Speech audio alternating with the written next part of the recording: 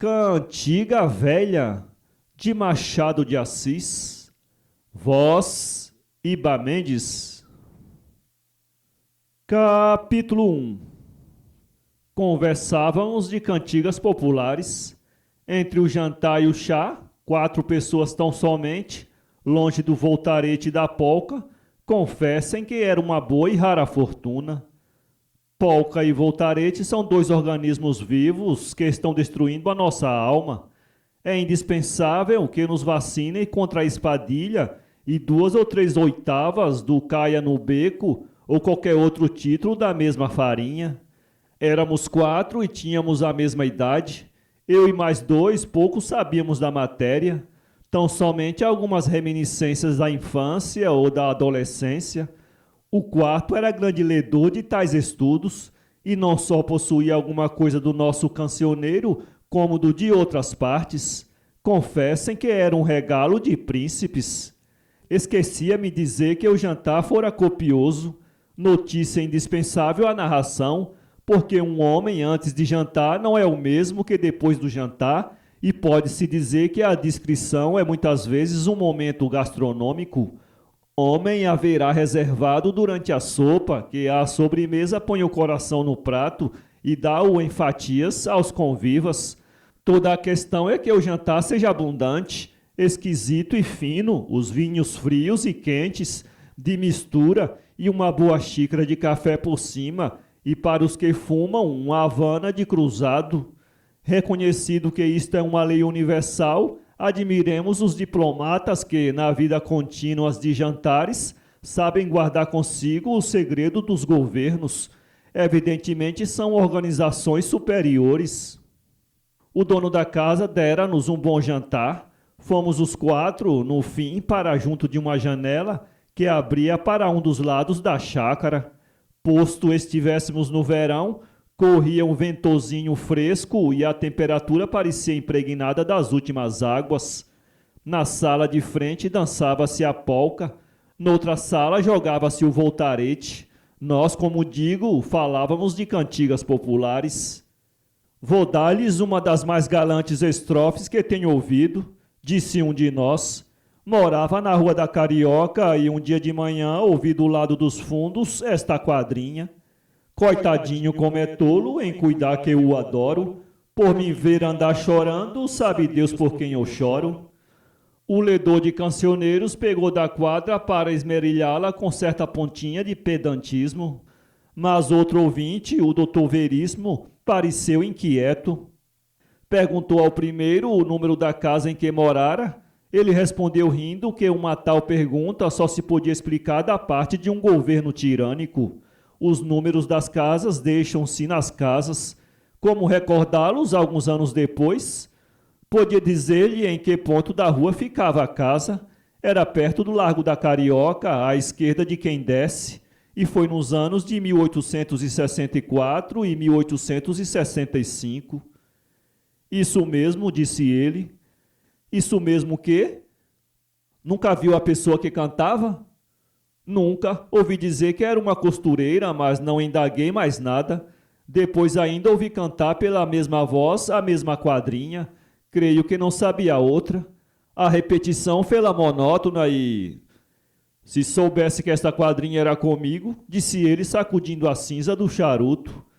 E como lhe perguntássemos se ele era o aludido do último verso, sabe Deus por quem eu choro, respondeu-nos que não. Eu sou o tolo do princípio da quadra. A diferença é que não cuidava, como na trova, que ela me adorasse. Sabia bem que não. Menos essa circunstância, a quadra é comigo. Pode ser que fosse outra pessoa que cantasse, mas o tempo, o lugar da rua, a qualidade de costureira, tudo combina. Vamos ver se combina, disse o ex-morador da Rua da Carioca, piscando-me o olho. Chamava-se Luísa? Não, chamava-se Henriqueta. Alta? Alta, conhece-a? Não, mas então essa Henriqueta era alguma princesa incógnita que... Era uma costureira, retorquiu o Veríssimo. Nesse tempo era eu estudante, tinha chegado do sul poucos meses antes. Pouco depois de chegado, olhem, vou contar-lhes uma coisa muito particular. Minha mulher sabe do caso, contei-lhe tudo, menos que a tal Henriqueta foi a maior paixão da minha vida. Mas foi, digo-lhe que foi uma grande paixão, a coisa passou-se assim. Capítulo 2. A coisa passou-se assim. Vim do sul e fui alojar-me em casa de uma viúva Beltrão. O marido desta senhora perecera na guerra contra o Rosas. Ela vivia do meio soldo e de algumas costuras. Estando no sul, em 1850, deu-se muito com a minha família. Foi por isso que minha mãe não quis que eu viesse para outra casa. Tinha medo do Rio de Janeiro. Entendia que a viúva Beltrão desempenharia o seu papel de mãe e recomendou-me a ela.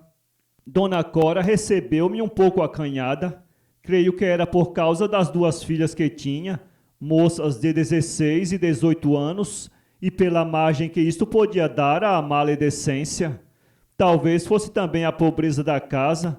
Eu supus que a razão era tão somente a segunda e tratei de lhe tirar escrúpulos, mostrando-me alegre e satisfeito.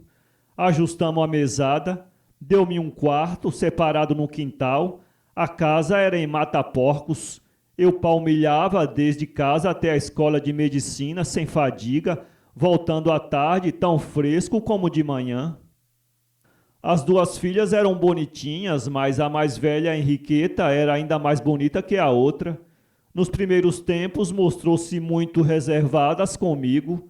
Eu, que só fui alegre no primeiro dia, por cálculo, tornei ao que costumava ser, e depois do almoço ou do jantar, metia-me comigo mesmo e os livros, deixando à viúva e às filhas toda a liberdade.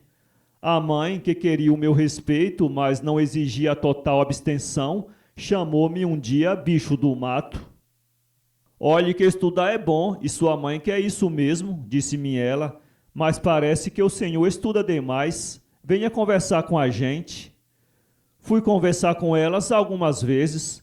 Dona Cora era alegre, as filhas não tanto, mas em todo caso muito sociáveis. 2 ou 3 pessoas da vizinhança iam ali passar algumas horas de quando em quando. As reuniões e palestras repetiram-se naturalmente, sem nenhum sucesso extraordinário ou mesmo curioso, e assim foram 2 meses. No fim de 2 meses, Henriqueta adoeceu e eu prestei à família muitos bons serviços, que a mãe agradeceu-me de todos os modos, até ao enfado. Dona Cora estimava-me realmente e desde então foi como uma segunda mãe. Quanto a Henriqueta, não me agradeceu menos. Tinha, porém, as reservas da idade e naturalmente não foi tão expansiva. Eu confesso que, ao vê-la depois, convalescente, muito pálida, senti crescer a simpatia que me ligava a ela, sem perguntar a mim mesmo se uma tal simpatia não começava a ser outra coisa. Henriqueta tinha uma figura e um rosto que se prestavam às atitudes moles da convalescença, e a palidez desta não fazia mais do que acentuar a nota de distinção da sua fisionomia. Ninguém diria ao vê-la, fora, que era uma mulher de trabalho. Apareceu por esse tempo um candidato à mão de Henriqueta. Era um oficial de secretaria, rapaz de 28 anos, sossegado e avaro. Esta era a fama que ele tinha no bairro. Diziam que não gastavam mais de 1/4 parte dos vencimentos, emprestava a juros outra 1/4 parte e aferrolhava o resto. A mãe possuía uma casa, era um bom casamento para Henriqueta. Ela, porém, recusou. Deu como razão que não simpatizava com o pretendente, e era isso mesmo. A mãe disse-lhe que a simpatia viria depois, e uma vez que ele não lhe repugnava, podia casar. Conselhos vãos. Henriqueta declarou que só casaria com quem lhe merecesse.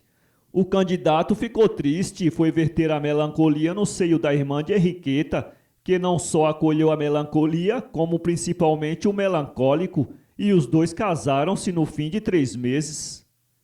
Então, dizia Henriqueta rindo, o casamento e a mortalha. Eu, pela minha parte, fiquei contente com a recusa da moça, mas ainda assim não atinei se era isto uma sensação de amor. Vieram as férias e fui para o sul. No ano seguinte, tornei à casa de Dona Cora. Já então a outra filha estava casada e ela morava só com Henriqueta.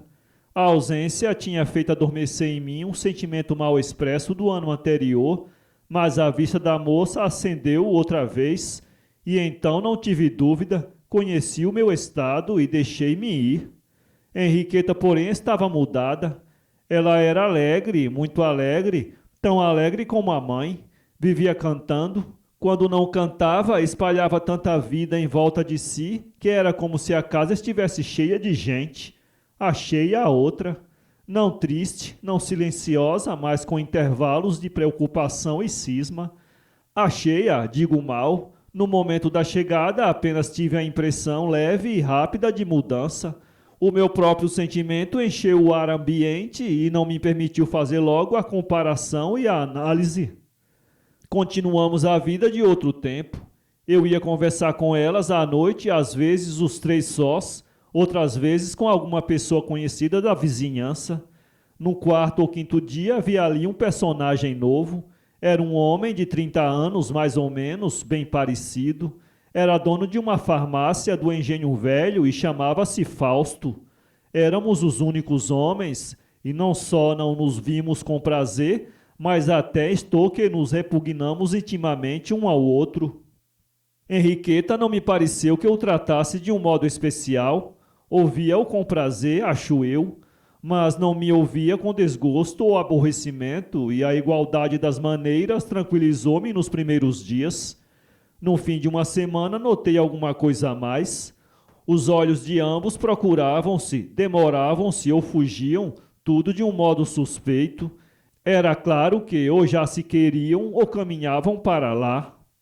Fiquei desesperado, chamei-me todos os nomes feios, tolo, pavo, maricas, tudo. Gostava de Henriqueta desde o ano anterior, vivia perto dela, não lhe disse nada, éramos como estranhos. Vem um homem estranho, que nunca a vira provavelmente, e fez-se ousado. Compreendi que a resolução era tudo, ou quase tudo. Entretanto, refleti que ainda podia ser tempo de resgatar o perdido e tratei, como se diz vulgarmente, de deitar barro à parede. Fiz-me assíduo, busquei-a, cortejei-a. Henriqueta pareceu não entender e não me tratou mal. Quando, porém, a insistência da minha parte foi mais forte, retraiu-se um pouco, outro pouco, até chegar ao estritamente necessário nas nossas relações. Um dia pude alcançá-la no quintal da casa e perguntei-lhe se queria que me fosse embora. Embora? Repetiu ela. Sim, diga se quer que eu vá embora. Mas como é que é de querer que o senhor se vá embora? Sabe como? Disse-lhe eu, dando à voz um tom particular. Henriqueta quis retirar-se. Eu peguei-lhe na mão, ela olhou espantada para as casas vizinhas. Vamos, decida. Deixe-me, respondeu ela. Puxou a mão e foi para dentro. Eu fiquei sozinho, compreendi que ela pertencia ao outro, ou pelo menos não me pertencia absolutamente nada. Resolvi mudar-me. À noite fui dizê-lo à mãe, que olhou espantada para mim e perguntou-me se me tinham feito algum mal. Nenhum mal. Mas então, preciso mudar-me, disse eu. Dona Cora ficou abatida e triste, não podia atinar com a causa e pediu-me que esperasse até o fim do mês. Disse-lhe que sim. Henriqueta não estava presente e eu pouco depois saí. Não as vi durante 3 dias. No quarto dia achei Henriqueta sozinha na sala. Ela veio para mim e perguntou-me por que motivo ia sair da casa. Calei-me. Sei que é por mim, disse ela. Não lhe disse nada. Mas que culpa tenho eu se... Não digo o resto. Que culpa tem de não gostar de mim? Na verdade, nenhuma, mas se eu gosto da senhora, também não tenho culpa e, nesse caso, para que castigar-me com a sua presença forçada? Henriqueta ficou alguns minutos calada, olhando para o chão. Tive a ingenuidade de supor que ela ia aceitar-me só para não ver-me ir. Acreditei ter vencido o outro e iludia-me. Henriqueta pensava no melhor modo de me dizer uma coisa difícil e afinal achou, e foi o modo natural, sem reticências nem alegorias. Pediu-me que ficasse porque era um modo de ajudar as despesas da mãe. Prometia-me, entretanto, que apareceria o menos que pudesse. Confesso-lhes que fiquei profundamente comovido. Não achei nada que responder, não podia teimar, não queria aceitar, e sem olhar para ela, sentia que faltava pouco para que as lágrimas lhe saltassem dos olhos. A mãe entrou e foi uma fortuna. Capítulo 3. Veríssimo interrompeu a narração porque algumas moças entraram a buscá-la. Faltavam pares, não admitiu demora. 10 minutos ao menos? Nem 10. 5? 5 apenas. Elas saíram, ele concluiu a história. Retirada ao meu quarto, meditei cerca de 1 hora no que me cumpria fazer. Era duro ficar e eu chegava a achar até humilhante, mas custava-me desamparar a mãe, desprezando o pedido da filha. Achei um meio termo. Ficava pensionista como era, mas passaria fora a maior parte do tempo. Evitaria a combustão. Dona Cora sentiu naturalmente a mudança ao cabo de 15 dias. Imaginou que eu tinha algumas queixas, rodeou-me de grandes cuidados até que me interrogou diretamente. Respondi-lhe o que me veio à cabeça, dando à palavra um tom livre e alegre, mas calculadamente alegre, quero dizer, com a intenção visível de fingir. Era um modo de pô-la no caminho da verdade e ver se ela intercedia em meu favor. Dona Cora, porém, não entendeu nada. Quanto ao Fausto, continuou a frequentar a casa e o namoro de Henriqueta acentuou-se mais. Candinha, a irmã dela, é que me contava tudo, o que sabia ao menos, porque eu, na minha raiva de preterido, indagava muito, tanto a respeito de Henriqueta como a respeito do boticário. Assim é que soube que Henriqueta gostava cada vez mais dele, e ele parece que dela, mas não se comunicavam claramente. Candinha ignorava os meus sentimentos ou fingia ignorá-los. Pode ser mesmo que tivesse o plano de substituir a irmã. Não afianço nada porque não me sobrava muita penetração e frieza de espírito. Sabia o principal, e o principal era bastante para eliminar o resto. O que soube dele é que era viúvo, mas tinha uma amante e 2 filhos desta, um de peito, o outro 3 anos. Contaram-me mesmo alguns pormenores acerca dessa família improvisada, que não repito por não serem precisos e porque as moças estão esperando na sala. O importante é que a tal família existia. Assim se passaram 2 longos meses. No fim desse tempo, ou mais, quase 3 meses, Dona Cora veio ter comigo muito alegre. Tinha uma notícia para dar-me, muito importante, e queria que eu adivinhasse o que era: um casamento. Creio que empalideci. Dona Cora, em todo caso, olhou para mim admirada e, durante alguns segundos, fez-se entre nós o mais profundo silêncio. Perguntei-lhe afinal o nome dos noivos. Ela disse-me a custo que a filha Candinha ia casar com um amanuense da secretaria. Creio que respirei. Ela olhou para mim ainda mais espantada. A boa viúva desconfiou a verdade. Nunca pude saber se ela interrogou a filha, mas é provável que sim, que a sondasse antes de fazer o que fez daí a 3 semanas. Um dia vem ter comigo quando eu estudava no meu quarto, e depois de algumas perguntas indiferentes, variadas e remotas, pediu-me que lhe dissesse o que tinha. Respondi-lhe naturalmente que não tinha nada. Deixe-se de histórias, atalhou ela, diga-me o que tem. Mas o que é que tenho?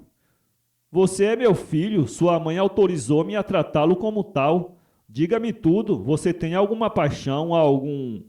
Fiz um gesto de ignorância. Tem, continuou ela, e há de me dizer o que tem. Talvez tudo se esclareça se alguém falar, mas não falando, ninguém...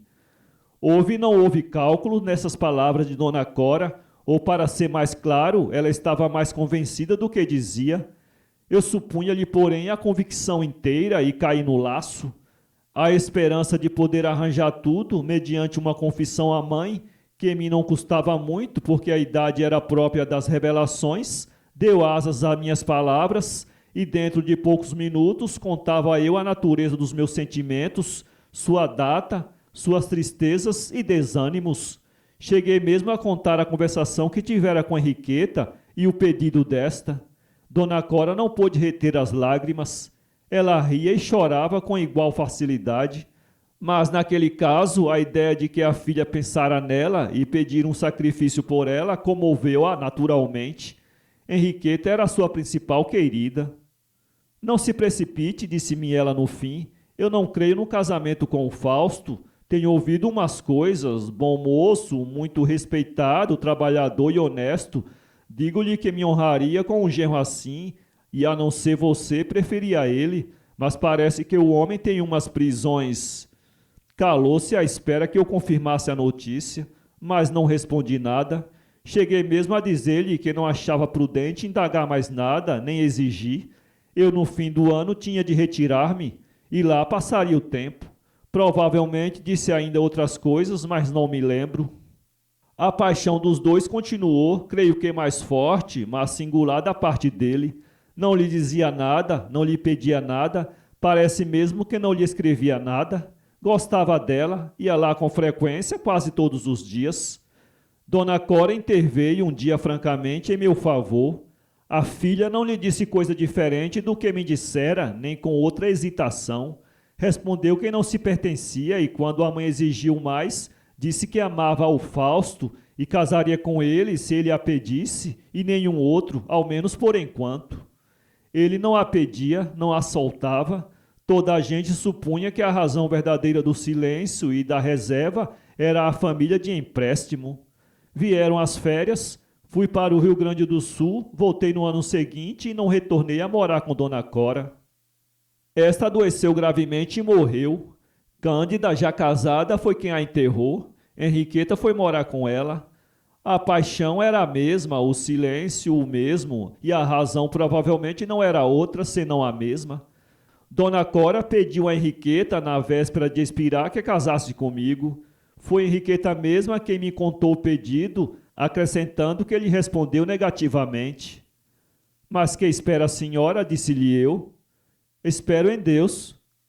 O tempo foi passando e os dois amavam-se do mesmo modo. Candinha brigou com a irmã. Esta fez-se costureira na tal casa da Rua da Carioca, honesta, séria, laboriosa, amando sempre, sem adiantar nada, desprezando o amor e a abastança que eu lhe dava por uma aventura fugitiva que não tinha, tal qual como na trova popular. Qual trova, nem meia trova, interromperam as moças invadindo o gabinete. Vamos dançar.